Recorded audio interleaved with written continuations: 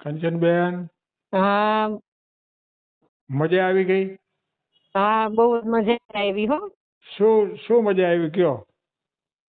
પેટ એકદમ હળવું ફૂલ થઈ ગયું, રાત્રે ઊંઘ બહુ સરસ આવી. બરોબર. અને આમ શું કહેવાય કે આવું પેટ હળવું ફૂલ તો ક્યારેય રહેતું જ નહોતું આમ. કોઈ દિવસ તમને અનુભવ નથી થયો ને? ના, ક્યારેય આવો એટલું અનુભવ નથી થયો. બહુ સરસ વસ્તુ છે, પણ લોકોને એ જાણકારી નથી અને લોકો એમ કે શું કરવું. પહેલી વાત તો આ સારવાર રહીને એનાથી કોઈ પણ પુરુષ લઈએ કે લેડીઝ લઈએ તો પહેલી જ એની ગેરંટી 6 મહિના તમને હાર્ટ એટેક ના આવે, પહેલી જ ગેરંટી. બીજી ગેરંટી છે તમારે જેને કહેવાય ને કે લેડીઝને વજન વધારે હોય કે જેન્ટ્સને વજન વધારે હોય, પીસીઓડી હોય, એની અંદર કામ કરે. ત્રીજી સૌથી સારી વસ્તુ મેડિકલ સાયન્સમાં પિત્તાશયની પથરી કાઢવાની ના પડે. આમાં તમે 3-4 સારવાર કરો ને તો તમારી પિત્તાશયની પથરી નીકળવાના ચાન્સ 99% થઈ જાય. અમે 100% કહી શકીએ પણ 99% અમારે કહેવા પડે. સમજી ગયા શું? એટલે બીજું બહુ સરસ છે, આ કરાય જ એમ. પથરી વાળાની તો ખાસ આ પ્રયોગ કરાય. પિત્તાશયની પથરી નીકળી જાય. બીજું ફેટી લીવર, આજે 10માંથી લગભગ 7 જણાને ફેટી લીવર છે.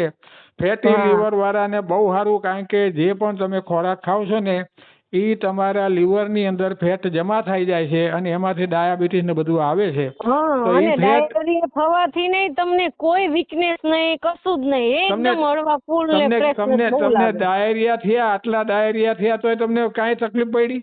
ના, કાંઈ તકલીફ નહીં. શરીરમાં ન જોઈતું ટોક્સિન હતું ને એ બધું નીકળ્યું. બીજે દિવસે કેવો લબાચો નીકળ્યો. બીજે દિવસે બહુ સરસ, મને તો બહુ સારું લાગ્યું. એટલે આ છે ને આ દર 15 એટલે આ એક કર્યા પછી 15 દિવસે કરાય ને પછી દર મહિને એક કરાય. પણ હું તો એમ કહેવા માંગુ છું, ફેટી લીવર, પિત્તાશયની પથરી, હાર્ટનો પ્રોબ્લેમ, પછી જેને કહેવાય ને કે પીસીઓડી, વજન ઘટાડવું હોય, પછી ત્રીજા નંબરમાં એલર્જી હોય શરીરમાં, બધા જ લોકો આ પ્રોગ્રામ કરી શકે. અને તાજા માજા હોય એ કરી શકે અને તકલીફ વાળા કરી શકે, બંને જણા કરી શકે. ના ના, આનું રિઝલ્ટ બહુ સરસ છે. પંચકર્મમાં છે ને કંચનબેન, લગભગ ખબર નથી પણ 8-10 દિવસનો પ્રોગ્રામ હોય. ઘી પીવડાવે ને આ કરાવે તે કરાવે. આપણે કેટલી દિવસનો? 24 કલાકનો માન થયો ને પ્રોગ્રામ? હા, 24 કલાક. 24 કલાક. ભાવ કેટલો? કાંઈ નહીં. ઓલા પંચકર્મમાં તો 7-8 હજાર રૂપિયા, 9 હજાર રૂપિયા લઈએ. આપણો ભાવ જ નથી કાંઈ, મફતના ભાવમાં છે. હાવ. તમે ક્યાંથી બોલો કંચનબેન? ગાંધીનગરથી બોલો છો, બરોબર ને?